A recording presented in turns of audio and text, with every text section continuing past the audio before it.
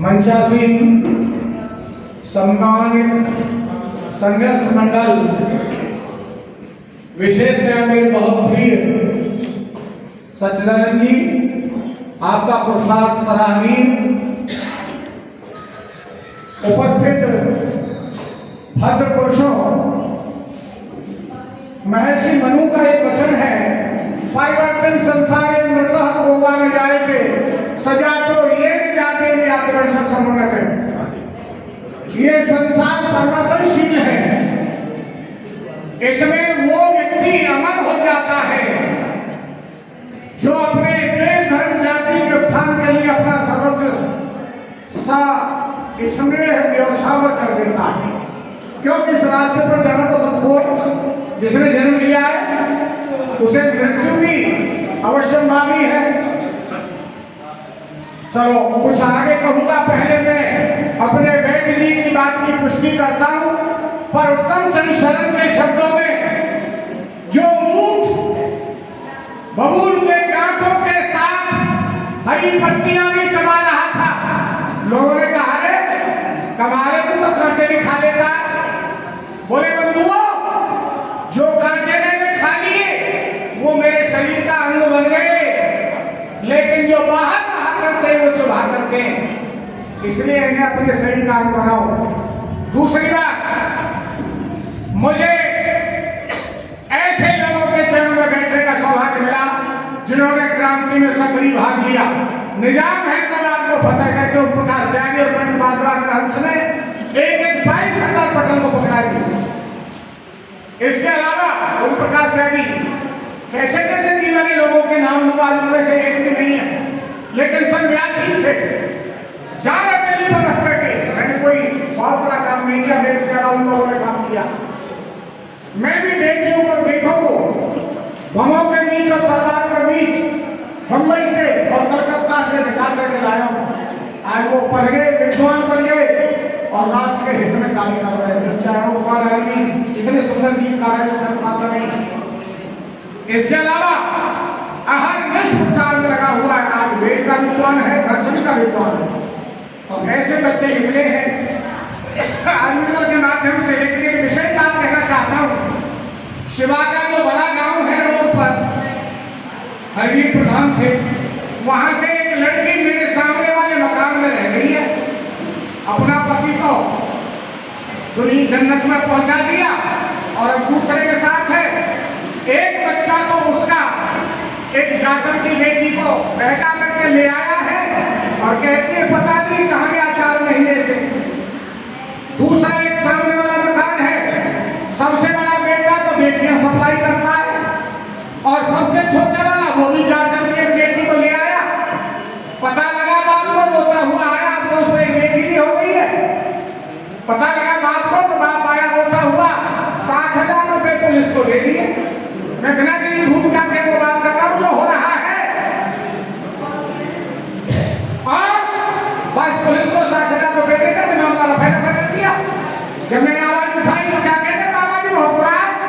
मैंने कहा बिल्कुल बुरा हूँ, मैं गलत बात को गलत कहता हूँ, सही को सही कहता हूँ। कष्ट इस बात का है, बाम आदमियों में जिन्हें बामन कहते हैं, ब्राह्मण को पूछ नहीं होता है। महर्षि मनु ने व्यवस्था दी, जब संख्या बढ़ गई, बात तो बहुत सारी करनी थी, पर थोड़ी बात में अपनी बात कह रहा हूं। कहा ब्राह्मण क्षत्रिय वैश्य और शूद्र जिस प्रकार से गंभीर है समाज का, जैसे शरीर के अंदर ये सिर जो है इसमें ज्ञान क्रिया है, ये पवित्रता का स्थान है। ये हाथ क्षत्रिय का काम करते हैं, उसको प्रदर्शन कर रहा है। ये जंगाओं से लेकर पेट ये वैश्य का काम कर रहा है, क्षणिक लाभ लिया और सबका भाग सबके पास पहुंचा दिया। और ये पैर ये सेवा का काम करते हैं, सूत्र माने नीच नहीं है। कांटा लगा तो दर्द किसको हुआ, ब्राह्मण को आ गए, कोई तावेश किया छत्ती को जाकर कांटा निकालो, उसका नहीं निकला तो काम पहुंच गए।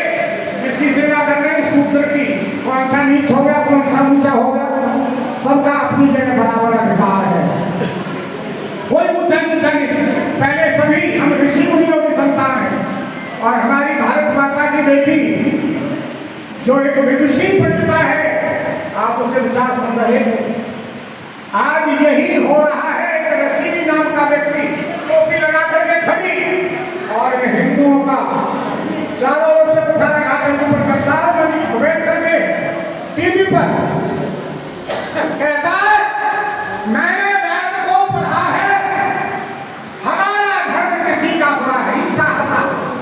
अब इन मूर्खों को जो सोचना चाहिए, वेद शब्द है विद्यालय में उपास है।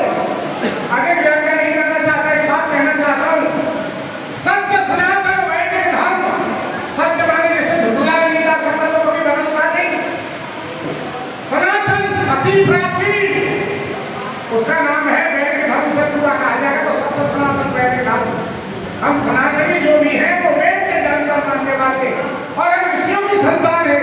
पहले सभी ब्राह्मण थे, जब पब्लिक बढ़ गई तो उन्होंने ये व्यवस्था दी अपने अपने विचारधारा के अनुसार अपने अपने काम को चयन कर लो। जो लोहे का काम करने लगा वो लोहार हो गया, सोने का काम करने लगा सुनार हो गया। लेकिन आपत्ति काल में जब हम सहिष्णु हो गए, आदमी बहुत सहिष्णु है, गलत बात होगी, आराम से सुन लिया सह लिया, तब जाकर के लोगों ने हमारा दुरुपयोग किया, कहा धर्म छोड़ दो, रहने लग जाओ, नहीं तो तुम्हें जूती गांठनी पड़ेगी, चमड़े का काम करना पड़ेगा। उनका क्या दोष है? उन्होंने कहा चमड़े का काम करेंगे, जूती गांठेंगे, लेकिन धर्म नहीं छोड़ेंगे। दूसरे लोगों से कहा गया तुम हमारा मैला उठाओगे, उन्होंने कहा मैला उठाएंगे लेकिन धर्म नहीं छोड़ेंगे, हम मर्यादा को भंग नहीं करेंगे। इसलिए आज उनको भंगी कहा जाने लगा और हम तिल तिल अपने लोगों को संगठित करने का प्रयास नहीं कर रहे, काटने का प्रयास कर रहे, हमारे संगठित होने का प्रयास नहीं कर रहे, इसलिए चारों ओर से मिट रहे हैं। आप देख रहे हैं जहां से हमारी एक पवित्र बेटी आई है, वहां क्या हुआ है उज्जैन के अंदर। जब तक हम जागरूकता अपने अंदर पैदा नहीं करेंगे तब तक हम इसी प्रकार से लुटते और पुटते रहेंगे। हम आर्यों की संतान हैं, हम भगवान राम के आचरण को जानते और मानना चाहिए मानते। हम मर्यादा पुरुषोत्तम राम को वंशज हैं, उनके पुत्र हैं, उनकी पुत्रियां हैं। हम भगवान कृष्ण की मर्यादा को जानते हैं और मानते, उपासना करते। ऐसे महान पुरुषों को उनके चरित्रों दानदार क्यों करा रहे हो भाई? अपने आप में सुधार लाओ, संगठित हो, जागरूकता लाओ, नहीं तो फिर मिट जाओगे। कह रहा हूं, मैंने बताया वो लड़की जो इनके यहाँ से शकीला नाम की मेरे वाले के सामने जाकर के एक बेटी ने बुढ़िया ने कहा बेटी तू हमारे घर खाना खाने आना कन्या भवानी बन करके। उसने कहा हमारी बेटी को भी बिठा ले। मैंने कहा तेरी बेटी